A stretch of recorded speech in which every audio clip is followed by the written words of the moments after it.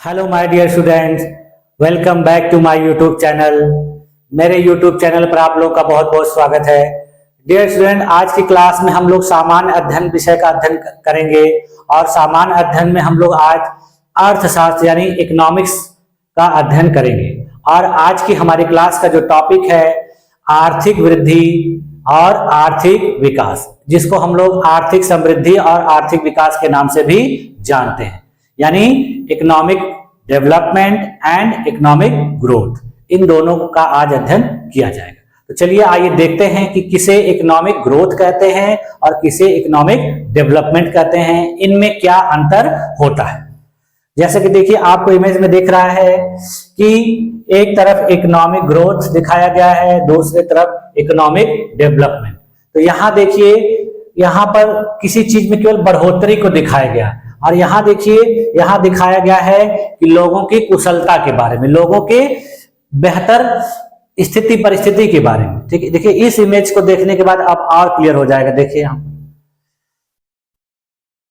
यहां देखिए, जैसे देखिए जो इकोनॉमिक ग्रोथ होती है वो देखिए क्या होता है, केवल परिमाणात्मक मात्रा में वृद्धि होती है। यानी कहने का मतलब हो गया कि जैसे किसी व्यक्ति के इनकम में केवल वृद्धि हो, लेकिन उसकी जो पहले से परिस्थिति हो, जैसे उसका खान पान, रहन सहन, पहनावा, बोली, भाषा, अगर उसका वैसे ही रहे तो वो कहा जाएगा केवल ग्रोथ हुआ है, उसका डेवलपमेंट नहीं हुआ। देखिए यहां पर दिखाया जा रहा है एक क्वालिटेटिव और क्वांटिटेटिव दोनों होता है। क्यों? क्योंकि क्वांटिटेटिव नहीं होगा तो उसके पास पैसे नहीं रहेंगे, तो फिर क्वालिटी नहीं दिखेगी। तो यहां देखिए क्या दिखाया जा रहा है कि सभी लोगों के खुशहाली के स्तर में भी बढ़ोतरी है, मतलब खाली पैसे नहीं बढ़ रहे हैं, लोगों का विकास भी हो रहा है। तो विकास और वृद्धि, देखिए आप लोग बहुत सारे विषयों में पढ़ चुके हैं कि वृद्धि एक ऐसी अवधारणा होती है जो किसी चीज में केवल मात्रात्मक बढ़ोतरी को दिखाती है, और विकास क्या होता है कि मात्रात्मक के साथ साथ गुणात्मक बढ़ोतरी होती है।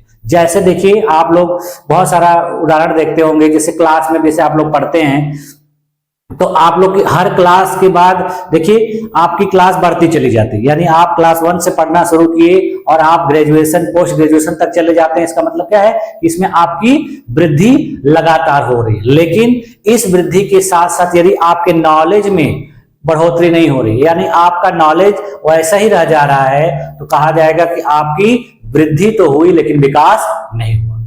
ठीक है, तो उसी प्रकार से शरीर में भी होता है कि बहुत से ऐसे बच्चे बच्चियां होते हैं जिनकी देखिए उम्र बढ़ती चली जाती है और उनकी हाइट बढ़ती चली जाती है, लेकिन उनके शरीर के अंगों का विकास नहीं होता, वो पतले दुबले ही रह जाते हैं। तो कहा जाता है इनकी वृद्धि तो हुई लेकिन इनका विकास नहीं हुआ। उसी प्रकार से देखिए कि बहुत सारे ऐसे स्टूडेंट होते हैं, बहुत सारे ऐसे बच्चे होते हैं जिनकी देखिए उम्र भी बढ़ जाती है, शरीर भी बढ़ जाता है, लेकिन बुद्धि, दिमाग, सोचने समझने की क्षमता जो होती है बचपन में जैसे रहती है उसी प्रकार रह जाती है। तो लोगों के द्वारा कहा जाता है कि इनकी वृद्धि हुई है लेकिन विकास नहीं। ठीक है, तो ये वो अवधारणा हो गई। लेकिन यहां पर देखा जाता है कि पैसे से, मतलब हमारे पास पैसा आ रहा है, हम पैसा कमा रहे हैं, तो उस पैसे का उपयोग करके हम अपने जीवन स्थिति में बदलाव ला रहे हैं कि नहीं। यानी हम पहले जब हमारे पास पैसे नहीं थे तब हम कैसे रहते थे, क्या खाते थे, क्या पहनते थे, कैसे बोलते थे, और अब जब पैसे हो गए तब हमारे उन स्थिति में बदलाव हुआ कि नहीं। हम अपने बच्चों को अच्छी शिक्षा दे रहे हैं कि नहीं, हमारे यहाँ स्वास्थ्य की स्थिति अच्छी है कि नहीं, हमारे यहाँ लोग बीमार हो रहे हैं तो उनको हम अच्छे से उपचार करा पा रहे हैं कि नहीं, अच्छी सुविधा दे पा रहे हैं कि नहीं। ये सारी चीजें जब आपके पास होगी तब कहा जाएगा कि आपका विकास हुआ है। तो उसी प्रकार देश में भी होता है। जैसे मान लीजिए कोई देश है, उसके यहाँ बहुत सारे पैसे इनकम हो रहे हैं, बहुत सारा पैसा आ रहा है, लेकिन वो देश अपने नागरिकों के लिए अच्छी सुविधाएं उपलब्ध नहीं करा पा रहा है, यानी वहां के लोगों के लिए अच्छा इलाज उपलब्ध नहीं करा पा रहा है, लोगों को स्वच्छ जल उपलब्ध नहीं करा पा रहा है, वहां पर परिवहन के साधन, यातायात के साधन, बिजली, ये सब सड़कें सब नहीं है अच्छी, तो कहा जाएगा कि वहां आधारभूत संरचना अच्छी नहीं है। तो इन सब चीजों का न होना कहा जाता है कि उस देश की आर्थिक समृद्धि या वृद्धि तो हो रही है लेकिन आर्थिक विकास नहीं हो रहा है। वहां के लोग गरीब हैं, वहां के लोग भुखमरी के शिकार हैं, वहां बेरोजगारी है, तो कहा जाएगा कि वह देश आर्थिक विकास नहीं कर रहा। ठीक है, तो आइए चलिए देखा जाए कि इन सब में एक एक करके देखा जाए। देखिए आज का टॉपिक है आर्थिक समृद्धि, आर्थिक विकास। ठीक, देखिए सबसे पहले हम लोग देख लेते हैं विकास किसे कहते हैं। अभी मैंने आप लोगों को बताया कि देखिए यह एक बहुआयामी प्रक्रिया है जिसके अंतर्गत विभिन्न सोपान क्रमों में प्रगति होती है, बढ़ोतरी होती है, और वह कैसी होती है? गुणात्मक होती है।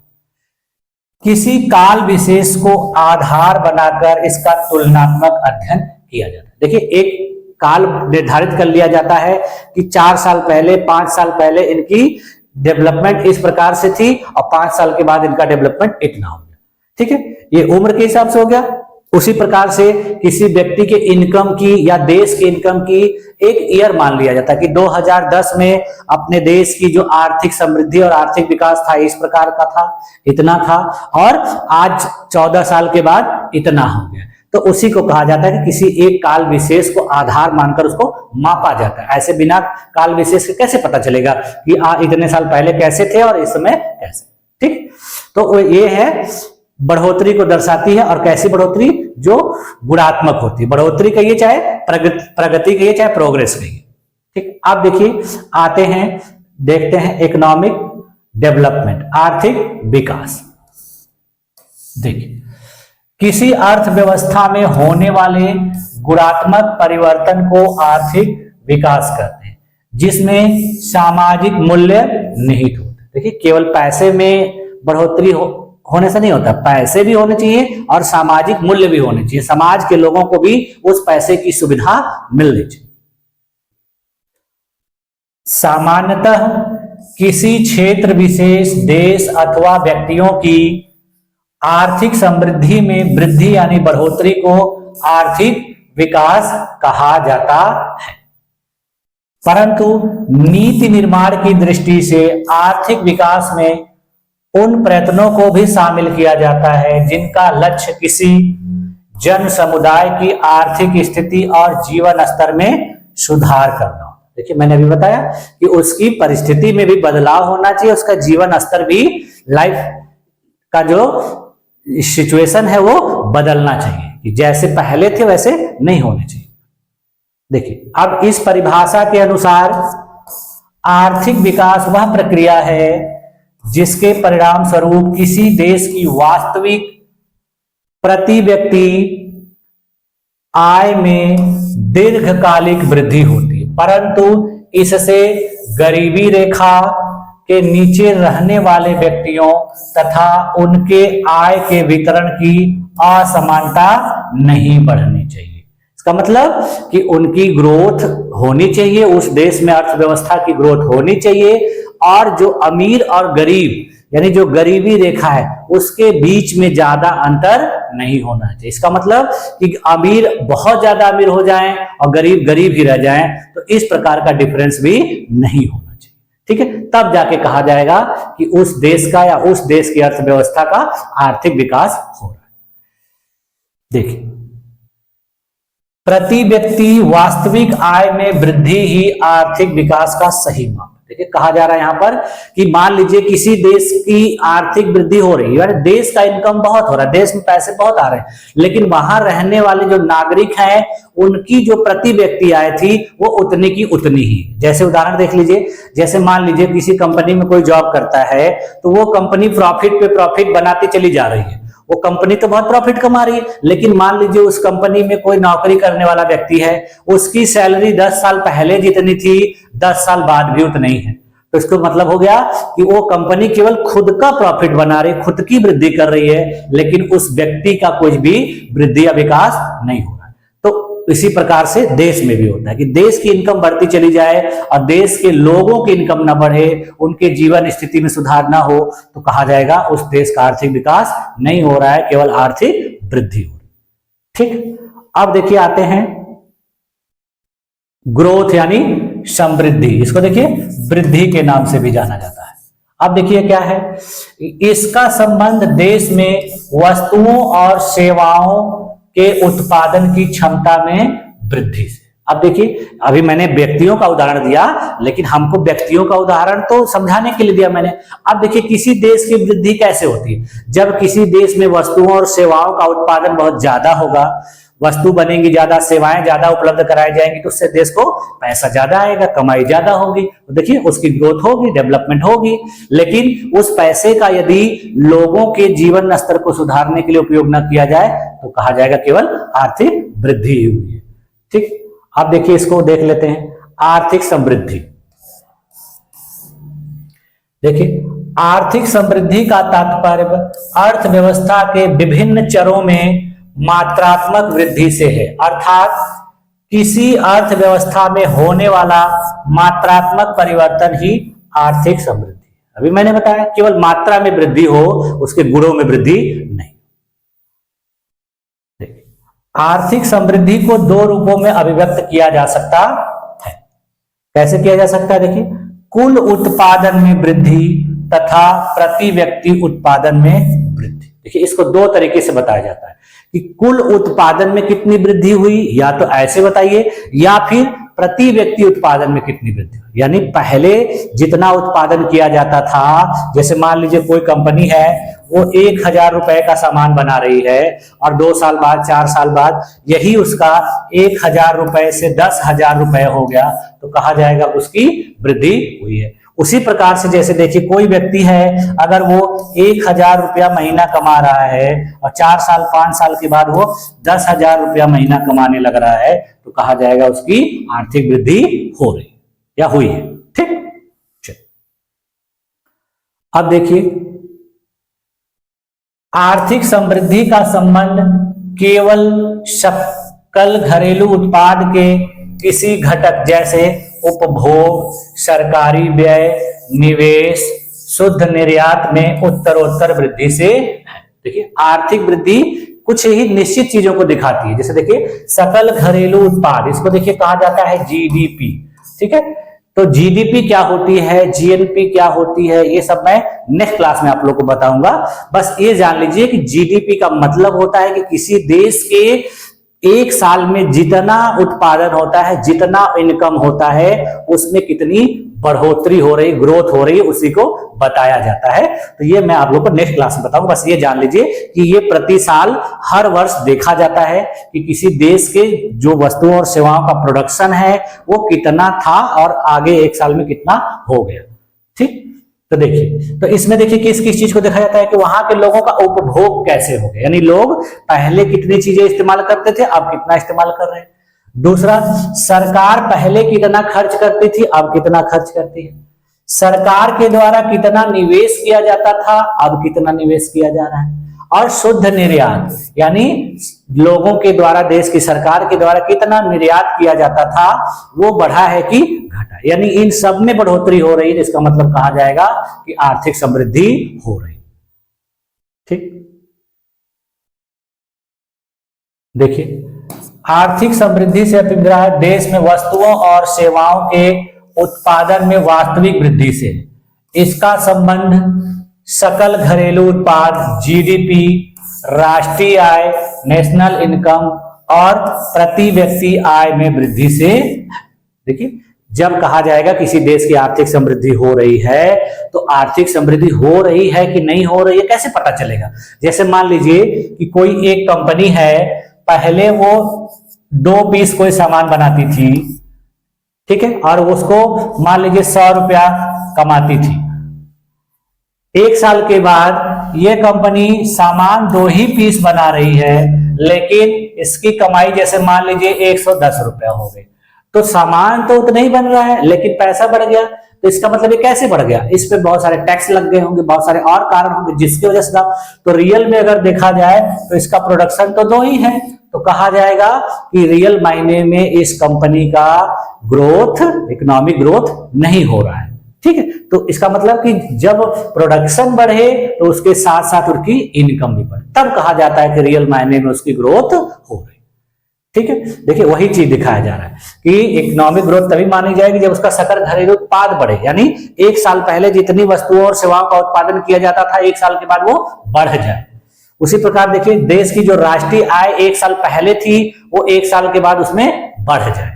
ठीक है, और लोगों की जो प्रति व्यक्ति आय थी, यानी वहां के जो निवासी थे, उनकी इनकम में भी बढ़ोतरी हो जाए, तब कहा जाएगा कि आर्थिक वृद्धि हो।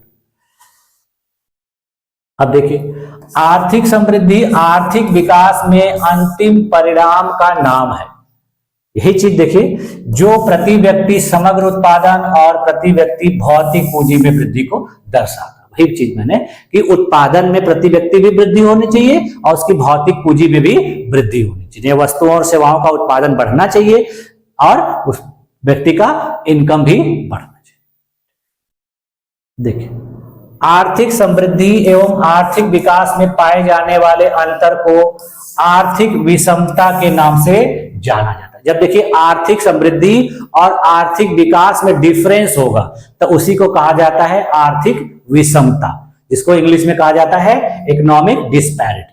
देखिए, आर्थिक समृद्धि बहुत हो गई और लोगों का आर्थिक विकास हुआ ही नहीं, लोगों को सुविधाएं दी नहीं गई, लोग वहां वंचित है, लोगों को बहुत सारी जो जीवन के लिए जरूरी चीजें वो नहीं मिल रही हैं, तो कहा जाएगा वहां आर्थिक रूप से बहुत विषमता। देखिए, इस प्रकार की स्थिति देखिए जो विकासशील देश हैं उनमें ज्यादा देखी जाती है और जो एकदम से अविकसित देश हैं उनमें तो बहुत ज्यादा होते हैं, लेकिन विकासशील देशों में इस समय इस परिस्थिति को बहुत ज्यादा देखा जाता है। देखिए, इस विषमता से देखिए दूर करने के लिए भारत में सरकार के द्वारा आर्थिक नियोजन इकोनॉमिक प्लानिंग अपनाई जाती है। देखिए, इसी तरह से अपने देश के जैसे और भी जो विकासशील देश हैं उन देशों में इस प्रकार की समस्या को दूर करने के लिए इकोनॉमिक प्लानिंग की जाती है, यानी आर्थिक नियोजन, जिसको हम लोग पहले जानते थे, अब वो बंद कर दिया गया है। जैसे योजना आयोग के द्वारा विभिन्न प्रकार की पंचवर्षीय योजनाएं अपने देश में चलाई जाती थी,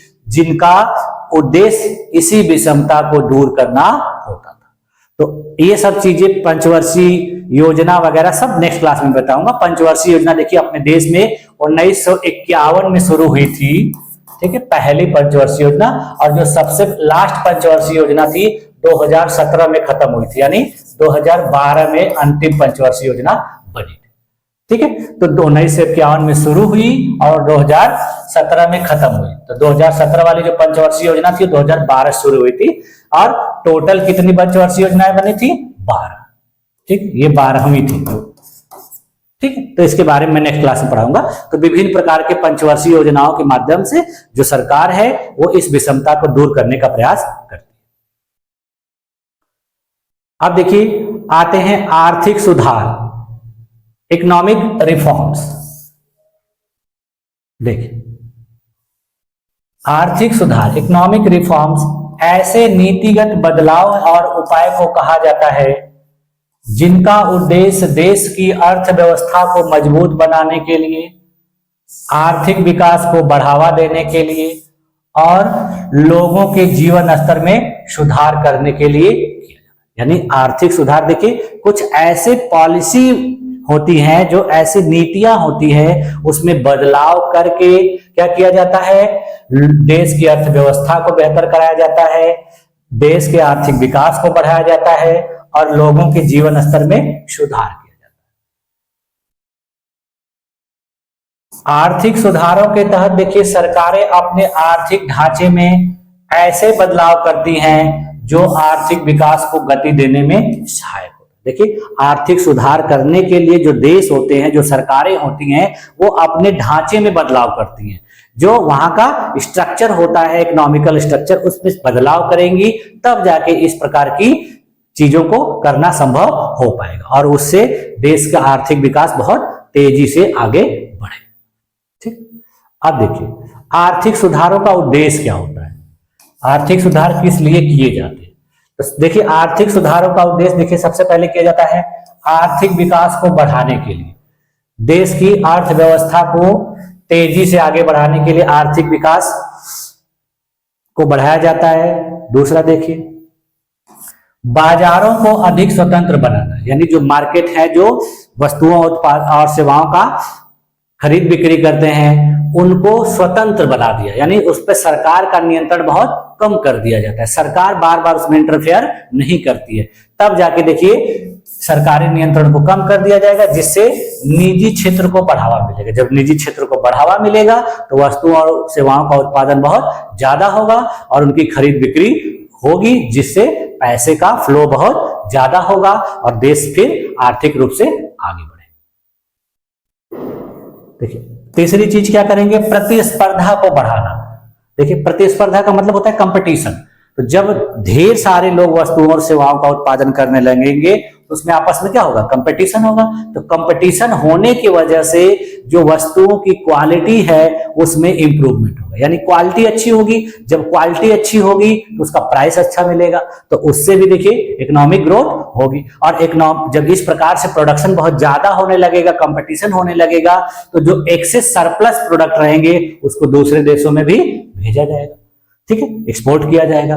तो इस प्रकार से देखिए घरेलू और अंतरराष्ट्रीय स्तर पर प्रतिस्पर्धा बढ़ाने की, देखिए इससे क्या हो जाएगा कि हम दूसरे देशों से भी कंपीट करने लगेंगे, यानी हमारी वस्तुएं, हमारे जो सेवाएं हैं दूसरे देशों में भी बेची जाने लगेंगी। उससे भी हमको क्या आएगा, इनकम आएगा। फिर देखिए विदेशी निवेश को आकर्षित करना, आर्थिक सुधार देखिए इसके लिए भी किए जाते हैं, यानी जो विदेशों की बड़ी बड़ी कंपनियां हैं उनको भी अपने यहाँ अपना प्रोडक्शन शुरू करने के लिए, अपने ब्रांच खोलने के लिए अट्रैक्ट किया जाता है। क्यों, कैसे करते हैं, जब हम अपने देश में जो स्ट्रक्चर होते हैं, फंडामेंटल स्ट्रक्चर जैसे बिजली, पानी, सड़क, जमीन या टैक्सेशन, इन सब में अगर सुधार करेंगे तो दूसरे देश की कंपनियां हमारे देश में आएंगी, अपनी फैक्ट्री खोलेंगी, और दूसरी देश की कंपनियां आएंगी तो अपना पैसा लेके आएंगी, हमारे देश को सरकार को लगाना नहीं पड़ेगा। तो अपने पैसे से यहाँ सारा चीज स्ट्रक्चर बनाएंगी और प्रोडक्शन शुरू करेंगी, बदले में हमारे देश की सरकार को टैक्स देंगी और बहुत सारे सुविधाएं देंगी और अपने देश के लोगों को रोजगार भी देंगी। तो इसलिए इस प्रकार से सुधार करना जरूरी होता है। देखिए विदेशी कंपनियों और निवेशकों को आकर्षित करने के लिए अनुकूल वातावरण जब हम बनाएंगे तभी आएंगे। तो इस प्रकार के जो कार्य किए जाते हैं वो सब किसमें आते हैं, आर्थिक सुधार। अगला देखिए काम क्या करेंगे, सरकारी नियंत्रण को कम करना। देखिए इन सब चीजों को करने के बाद जो प्रोडक्शन की चीजें हैं, जहां पे प्रोडक्शन किया जाता है, जहां आयात निर्यात किया जाता है, जहां खरीद बिक्री की जाती है, सरकार उन सब चीजों में ज्यादा इंटरफेयर नहीं करेगी। सरकार देखिए आज भी देखिए अपने देश में जो भारत सरकार है देखिए उत्पादन के कार्य बहुत कम करती है। देखिए सरकारी चीजें आपको कम दिखेंगी, प्राइवेट चीजें ज्यादा दिखेंगी। इसका कारण यही है कि सरकार हर चीज में अगर इंटरफेयर करने लगेगी तो सरकार का बहुत सारा संसाधन उसी में फंस जाएगा, तो सरकार अपने देश के लोगों के कल्याण के लिए कार्य नहीं कर पाएगी। तो इसीलिए सरकार देखिए जितना भी प्रोडक्शन होता है वो निजी लोगों को दे देती है। महत्वपूर्ण जो चीजें हैं उस पर सरकार का नियंत्रण रहता है। जैसे देखिए अभी जो बहुत सारे ऐसे कार्य हैं जिनको निजी लोगों को दे देने से देश की स्थिति में बहुत गड़बड़ी हो सकती है, इसीलिए सरकार उसको अपने पास रखती है। जैसे देखिए रेलवे, उसी प्रकार से देखिए जो बहुत सारे रक्षा उत्पाद हैं उसको धीरे धीरे देखिए रक्षा उत्पाद को भी प्राइवेट लोगों को दिया जा रहा है, लेकिन उसके कुछ पार्ट्स को दिया जाए। उसी प्रकार रेलवे में भी देखिए बहुत थोड़ा बहुत प्राइवेट लोगों को दिया जा रहा है, लेकिन पूरी तरह से नहीं दिया जा रहा है। तो उसी प्रकार से जैसे देखिए विभिन्न प्रकार के जो विस्फोटक पदार्थ हैं उन सब चीजों को, या फिर देखिए जो बहुत सारी जो नशीली दवाएं, नशीली चीजें जो होती हैं उसको भी देखिए सरकार अपना कंट्रोल रखती है, दूसरे निजी लोगों को नहीं देती। अब देखिए भारत में आर्थिक सुधार, अपने देश में देखिए आर्थिक सुधार आजादी के बाद पूरी तरह से नहीं शुरू हुआ। क्यों? क्योंकि उस समय हम लोग अपने आप को मजबूत कर रहे थे। तो रियल मायने में देखा जाए तो आर्थिक सुधार देखिए हमारे देश में कब शुरू हुआ था, 1991 में, जब हमारी आर्थिक परिस्थिति बहुत बदतर हो गई।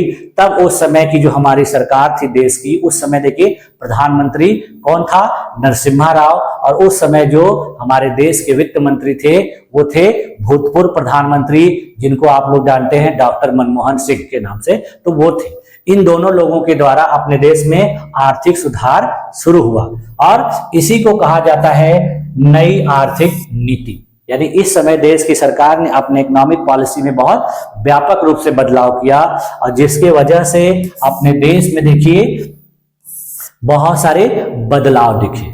देखिए वो आर्थिक सुधार देखिए किस प्रकार से किया गया, तो इसको देखिए उदारीकरण, निजीकरण और वैश्वीकरण के नाम से भी जाना जाता है। इसको शॉर्टकट में देखिए LPG के नाम से भी जाना जाता है। देखिए उदारीकरण क्या था कि इसमें देखिए सरकार ने सबसे पहले क्या किया कि सरकारी नियंत्रण को कम करके व्यापार और उद्योग को अधिक स्वतंत्रता देना।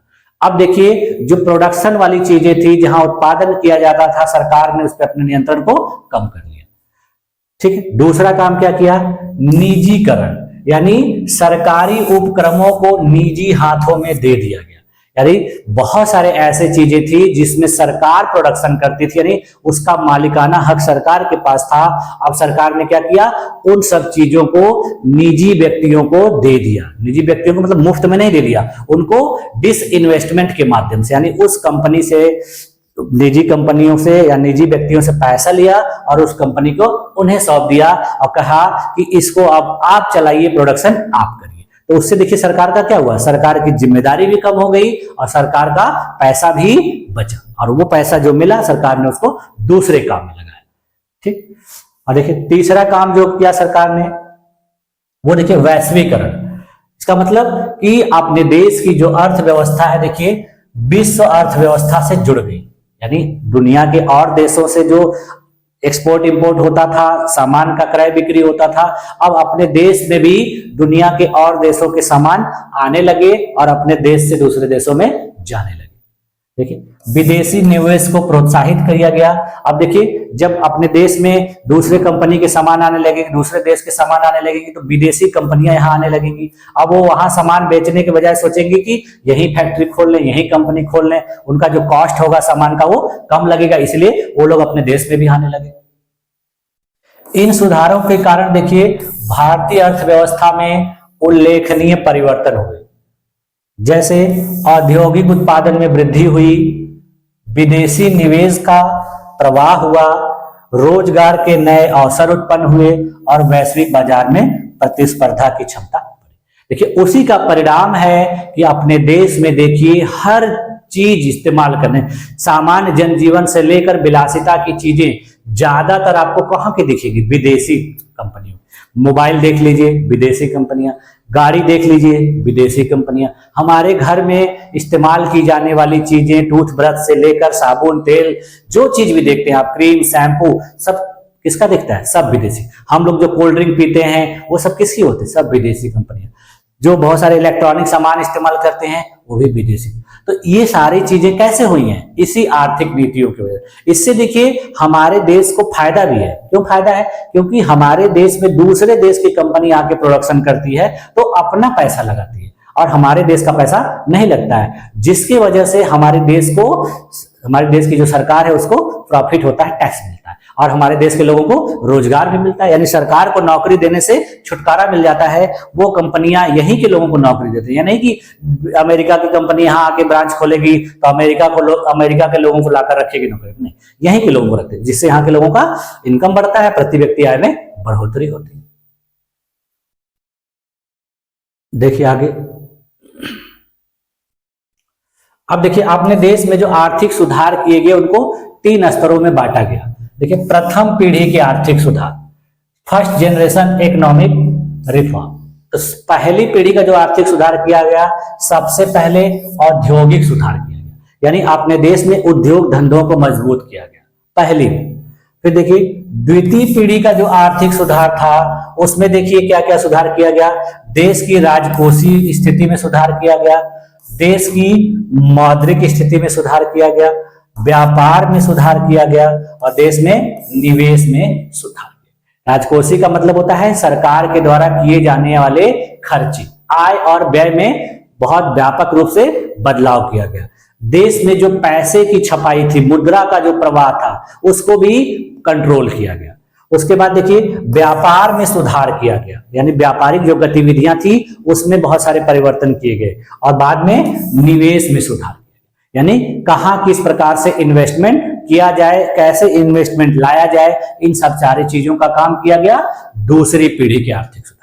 और तीसरी जो पीढ़ी के आर्थिक सुधार थे उसमें कर सुधार किया गया, यानी जो टैक्स व्यवस्था थी उसमें व्यापक रूप से बदलाव लाया गया। ठीक, अभी भी देखिए हम लोग देखते हैं कि अपने देश में बहुत ढेर सारे कर थे, सबको खत्म करके एक यूनिक सिंगल कर ला दिया गया है, जिसको देखिए जीएसटी के नाम से जाना जाता है, यानी गुड्स एंड सर्विसेज टैक्स। तो इस प्रकार से बदलाव किए गए। अब देखिए आते हैं आर्थिक विकास दर, इकोनॉमिक डेवलपमेंट रेट क्या होता है। देखिए इसको कैसे मापते, कैसे देखिए सकल घरेलू उत्पाद में परिवर्तन की दर आर्थिक विकास दर कहलाती है। जब किसी देश के सकल घरेलू उत्पादन में क्या होती है, परिवर्तन होती है, जिस रेट से परिवर्तन होता है तो उसी को कहा जाता है आर्थिक विकास। तो देखिए आर्थिक विकास दर बराबर क्या होगा कि पिछले वर्ष की तुलना में वर्तमान वर्ष के जीडीपी में परिवर्तन, चाहे वृद्धि भी हो चाहे कमी हो, बटे में पिछले वर्ष का जीडीपी गुणे 100। ठीक है, यानी पिछले वर्ष की जो जीडीपी थी उससे भाग देंगे जो वर्तमान वर्ष की जीडीपी में कमी या वृद्धि हुई है उससे, और उसको 100 से गुणा कर देंगे। तो जो आएगा, अगर वृद्धि होगी तो प्लस में रहेगा, अगर वृद्धि नहीं होगी तो जो आंकड़ा आएगा वो निगेटिव में आएगा। ठीक, या फिर कमी आएगी। तो इस तरह से इसको मापा जाता है। देखिए अपने देश के अर्थवेत्ताओं ने कहा था या बताया है, इसका जो इकोनॉमिक सर्वे किया गया, आर्थिक सर्वेक्षण किया गया, उसमें पाया गया कि जो अपने देश में 11वीं पंचवर्षीय योजना थी जो 2007 से 2012 तक लागू थी, उसमें देखिए आर्थिक विकास दर सर्वाधिक रहा। यानी जब से अपने देश में पंचवर्षीय योजना शुरू हुई 1951 से और 2017 तक चली, तो उन सभी में सबसे ज्यादा यदि आर्थिक विकास देखा गया तो कौन सी पंचवर्षीय योजना में देखा गया, 11वीं में। और उन पंचवर्षीय योजनाओं में सबसे कम जो आर्थिक विकास देखा गया वो तीसरी पंचवर्षीय योजना में देखा गया, और वह देखिए कितना था, 2.8%। देखिए ये सब एग्जाम में क्वेश्चन पूछे जाते हैं, इनको ध्यान से आप लोग समझिएगा और नोट्स कर लीजिएगा। अब देखिए आर्थिक उदारीकरण की नीति लागू होने के पश्चात 2006-07 में आर्थिक विकास की दर जो है 9.6%। ठीक, यह एक वित्तीय वर्ष में प्राप्त की गई सर्वाधिक विकास दर है। देखिए जब से अपने देश में आर्थिक नीतियां लागू की गई और उसके पश्चात देखिए 2006-07 में जो आर्थिक विकास की दर थी वो सर्वाधिक 9.6% थी, और यह एक वित्तीय वर्ष में जो प्राप्त की गई सर्वाधिक वित्तीय आर्थिक विकास दर थी। वो जो मैंने बताया वो पंचवर्षीय विकास दर थी, यानी 5 वर्ष में कितनी वृद्धि हुई, और यहाँ 1 वर्ष में, दोनों में कंफ्यूज नहीं होना है कि पंचवर्षीय योजना का मतलब हो गया कि 5 साल में कितना वृद्धि हुई, वो बहुत ज्यादा थी। यहां दिखाया जा रहा है कि वार्षिक वृद्धि दर सबसे ज्यादा कब थी, 2006 और 7। तो डाउट नहीं होना चाहिए, नहीं तो आप लोगों को लगेगा कि सर ने अभी बताया 2011वीं पंचवर्षीय योजना, अभी बता रहे हैं कुछ, तो ये दोनों में अंतर है। वहां 5 साल की वृद्धि दर है, यहाँ 1 साल। देखिए भारत जैसे विकासशील देशों में आर्थिक समृद्धि दर आर्थिक विकास दर की तुलना में कम होती है। देखिए हमारे देश के जैसे और भी बहुत सारे देश हैं विकासशील देश, वहां देखिए जो आर्थिक समृद्धि की दर होती है वो आर्थिक विकास की तुलना में कम होती है। देखिए हमारा जो पैसा होता है, सरकार की जो इनकम होती है, वो देश के नागरिकों पे ज्यादा खर्च हो जाता है, तो या सरकार कल्याणकारी वेलफेयर के काम ज्यादा करती है, जिसकी वजह से हमारी आर्थिक समृद्धि क्या होती है, कम हो जाती है। ठीक, देखिए अब आर्थिक समृद्धि दर वो था आर्थिक विकास दर, ये है आर्थिक समृद्धि। देखिए ये कैसे मापा जाता है, निवल राष्ट्रीय उत्पाद यानी नेट नेशनल प्रोडक्ट, जिसको शॉर्टकट में एनएनपी के नाम से भी जाना जाता है, में परिवर्तन की दर आर्थिक समृद्धि दर कहलाती है। यानी किसी देश की सरकार के वास्तविक आय में जब वृद्धि होती है, उत्पादन में वृद्धि होती है, तब कहा जाता है कि आर्थिक समृद्धि हुई है। ठीक, मैंने अभी बताया था आप लोगों की रेट में या मूल्य में बढ़ने से किसी चीज में पैसे ज्यादा दिखना वो नहीं कहला जाए, जब उसके वास्तविक में हो, यानी प्रोडक्शन भी बढ़े और उसके साथ साथ इनकम भी बढ़े, तब कहा जाता है कि वो आर्थिक समृद्धि। देखिए इसे राष्ट्रीय आय की वृद्धि दर भी कहा जाता है। इसको देखिए मापा कैसे जाता है, आर्थिक समृद्धि दर बराबर क्या हो, पिछले वर्ष की तुलना में वर्तमान वर्ष के एनएनपी में परिवर्तन, यानी यह परिवर्तन देखिए वृद्धि भी हो सकती है या कमी भी हो सकती है, और उसका पिछले वर्ष के जो एनएनपी है उससे भाग दे देंगे और फिर जो रिजल्ट आएगा उसमें 100 से गुणा कर, तो ये इस प्रकार से आर्थिक समृद्धि की दर निकाली जाती है।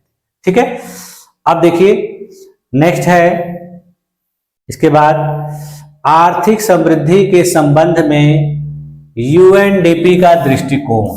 यानी देखिए यूएनडीपी जो है एक वैश्विक संस्था है और इसके द्वारा कुछ दृष्टिकोण बताए गए हैं, अपनाए गए हैं कि किस देश की आर्थिक समृद्धि किस प्रकार की होती है और कैसे देश आर्थिक समृद्धि करते। ठीक, देखिए संयुक्त राष्ट्र विकास कार्यक्रम यानी यूएनडीपी ने रोजगार विहीन समृद्धि को गरीबी का प्रमुख कारण बताया। देखिए यूएनडीपी ने कहा है कि देशों में जो आर्थिक समृद्धि में कमी हो रही है उसकी सबसे बड़ी समस्या है वहां बेरोजगारी। अगर वहां के लोगों को रोजगार समय पर मिलने लगे, पर्याप्त मात्रा में मिलने लगे, तो वहां इस प्रकार की भी खत्म हो जाएगी। तो उन्होंने ये समस्या बताया है कि जो किसी देश की आर्थिक समृद्धि जो कम हो रही है तो उसका कारण वहां की बेरोजगारी। देखिए उन्होंने 4 अवस्थाएं बताई हैं आर्थिक समृद्धि की, जिसमें देखिए पहली अवस्था उन्होंने बताई है निष्ठुर समृद्धि, रथलेस ग्रोथ। इसका मतलब होता है देखिए निर्मम या निष्ठुर विकास। इसमें देखिए होता क्या है, आय एवं संपत्ति के वितरण में विषमता बढ़ती है। समाज में या देश में नागरिकों में आय और जो संपत्ति होती है उसमें बहुत ज्यादा अंतराल दिखता है। अमीरों के पास बहुत ज्यादा पैसा होता चला जाता है और गरीब गरीब ही रह जाते हैं, तो उनमें गैप बहुत ज्यादा हो जाता है। तो इस प्रकार की ग्रोथ को कहा जाता है समृद्धि।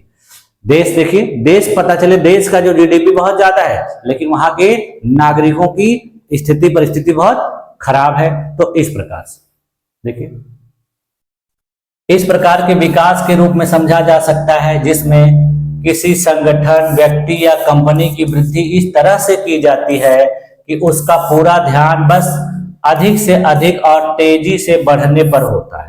देखिए इसमें केवल यही ध्यान दिया जाता है कि हम कैसे तेजी से आगे जाएं, लोगों को क्या नुकसान होगा उससे मुझसे कोई मतलब नहीं। ठीक, इसके लिए कितने भी कठिन और सख्त फैसले लेने पड़े। देखिए इसके लिए वो सोचते हैं कि कठोर से कठोर डिसीजन लीजिए लेकिन किसी तरीके से हमको आगे बढ़ना है, बस हमारी ग्रोथ होनी चाहिए, इकोनॉमिक चाहे कुछ भी हो। देखिए इस प्रकार के विकास में होता क्या है, देखिए जो कंपनियां होती हैं वो कर्मचारियों को ध्यान नहीं दे पाती, नैतिकता का ख्याल नहीं रख पाती, पर्यावरण या समाज पर पड़ने वाले प्रभाव की अनदेखी करती हैं, जिसका दीर्घकालिक परिणाम बहुत गंभीर होता है।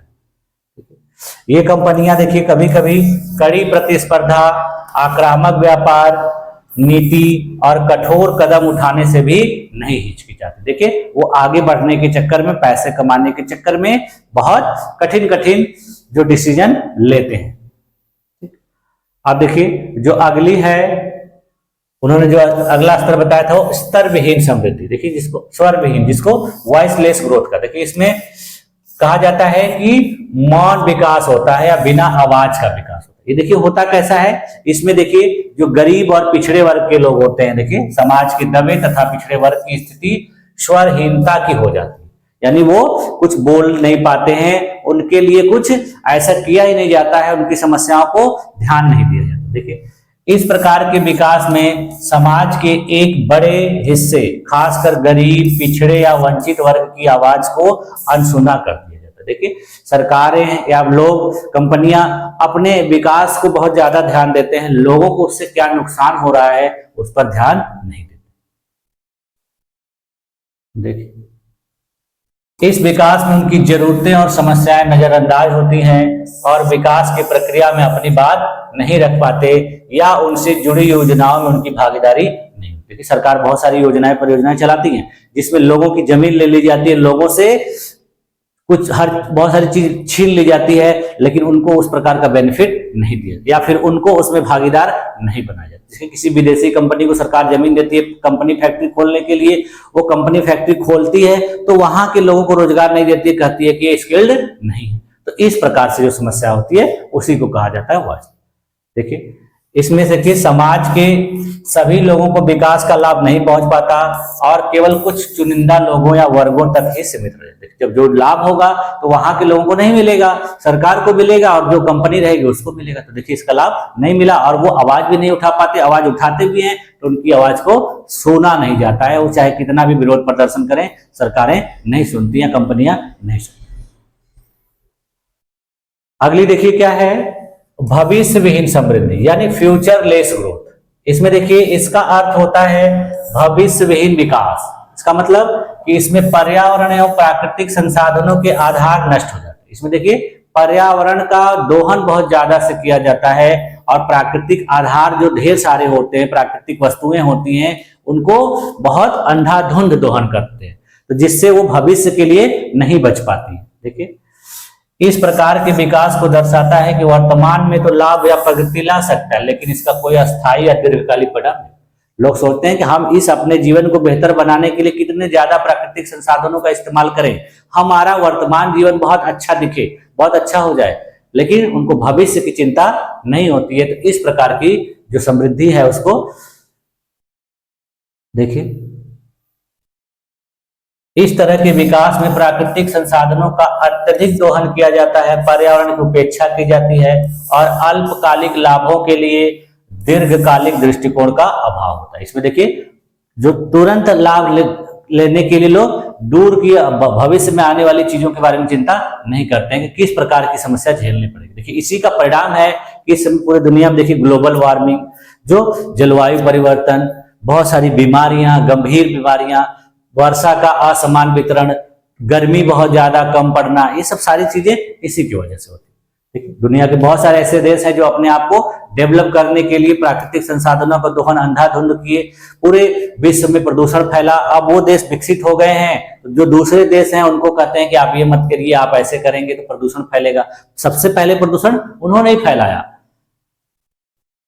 देखिए भविष्य विहीन विकास का मतलब है कि ऐसी प्रगति है जो आने वाली पीढ़ियों के लिए चुनौती खड़ी करती है, क्योंकि इससे उसके लिए संसाधनों की कमी हो जाती है, जलवायु संबंधी समस्याएं हो जाती हैं, जीवन की गुणवत्ता में गिरावट होती है और विभिन्न प्रकार की बीमारियों का खतरा बढ़ जाता है, स्वास्थ्य संबंधित खतरे बढ़ जाते हैं। चौथी जो देखिए समृद्धि बताई है यूएनडीपी ने, उसको कहा जाता है जड़ विहीन या निर्मूल समृद्धि। देखिए इस प्रकार की समृद्धि को जड़ विहीन विकास के नाम से जान, जैसे इसमें स्वस्थ सामाजिक परंपराएं एवं सांस्कृतिक पक्षों का मूल आधार नष्ट हो जाता है। देखिए किसी भी देश, किसी भी समाज, किसी भी व्यक्ति का जब इनकम ज्यादा बढ़ने लगता है तो वो दूसरे की संस्कृति, दूसरे के समाज को अच्छा मानने लगता है, अपने और समाज संस्कृति को उसको अच्छा नहीं लगता। तो इससे उसका जो सांस्कृतिक मूल्य है या जो सांस्कृतिक परंपराएं हैं, समाज है, उससे जुड़ाव धीरे धीरे कम होने लगता है और ये एक तरह से गलत चीज मानी जाती है। देखिए इस प्रकार के विकास को दर्शाता है जिसमें परंपराओं, सांस्कृतिक मूल्यों और स्थानीय पहचान को नजरअंदाज कर दिया जाता है। यह विकास केवल देखिए बाहरी रूप से होता है, लेकिन इसका कोई ठोस आधार या गहरी समझ नहीं होती। लोग बाहर से अच्छा दिखने के लिए, लोगों को दिखाने के लिए कि हम बहुत अमीर हैं, हम बहुत पैसे वाले हैं, लेकिन उनकी जो जड़ें होती है बहुत कमजोर होती हैं। तो इस प्रकार से वो अपने समाज, संस्कृति, परंपरा से दूर हो जाते हैं। देखिए इस प्रकार के विकास में अक्सर आधुनिकता और शहरीकरण की ओर तो ध्यान दिया जाता है, लेकिन समाज की सांस्कृतिक और सामाजिक जड़ों की अनदेखी की जाती है। इसका नतीजा यह होता है कि लोग अपनी सांस्कृतिक पहचान, नैतिक मूल्य और स्थानीय परंपराओं से दूर हो जाते हैं, जिससे समाज में अस्थिरता और असंतोष का माहौल। ठीक है, तो इस प्रकार से यूएनडीपी ने जो है आर्थिक समृद्धि और विकास के 4 स्तर बताए। ठीक है, तो आज की क्लास में यही तक रखा जाए। हम लोगों ने देखिए आज की क्लास में आर्थिक विकास, आर्थिक समृद्धि, आर्थिक सुधार, आर्थिक विकास दर, आर्थिक समृद्धि दर और यूएनडीपी के द्वारा जो कुछ आधुनिक दृष्टिकोण हैं ग्रोथ और डेवलपमेंट से संबंधित, इन सारी चीजों का अध्ययन किया। अब मुझे पूरी उम्मीद है कि आप लोगों को क्लास बहुत पसंद आई होगी और आप लोगों ने मेरी इस क्लास को इतने देर तक देखा, इतने देर तक बने रहे। आप लोगों का बहुत बहुत धन्यवाद। मिलते हैं नेक्स्ट क्लास में।